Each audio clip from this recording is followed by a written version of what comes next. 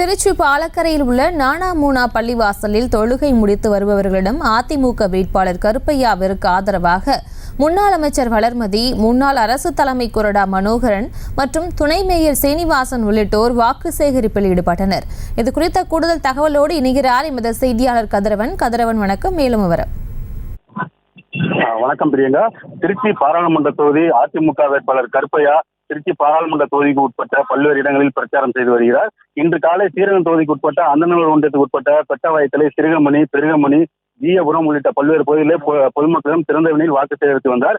இன்று மதியம் பாலக்கரை பகுதியில் உள்ள நானாமுன்னா பள்ளிவாசலில் தொழுகை முடித்து வரும் இஸ்லாமிடம் அதிமுக வேட்பாளர் கருப்பையா மற்றும் முன்னாள் அமைச்சர் வளர்மதி, முன்னாள் அரசு தலைமை கொறடா மனோகரன், முன்னாள் துணை மேயர் சீனிவாசன் உள்ளிட்டோர் தொழுகையை முடித்து அணியும் தொப்பி அணிந்து கொண்டு இரட்டை இலை சின்னத்திற்கு வாக்களிக்குமாறு தொழுகை முடித்தவர்களிடம் வாக்கு சேகரித்தனர். இதனைத் தொடர்ந்து தென்னூர் ஹைரோடில் உள்ள தென்னூர் ஹைரோடு பெரிய பள்ளிவாசலில் தொழுகை முடித்து வரும் இஸ்லாமிடம் வாக்கு சேகரித்தனர். மேலும் அந்த பகுதியில் ஜமாத் நிர்வாகிகளை சந்தித்து இரட்டை இலை சின்னத்திற்கு வாக்கு போடுமாறு வாக்கு சேகரித்து வந்தனர்.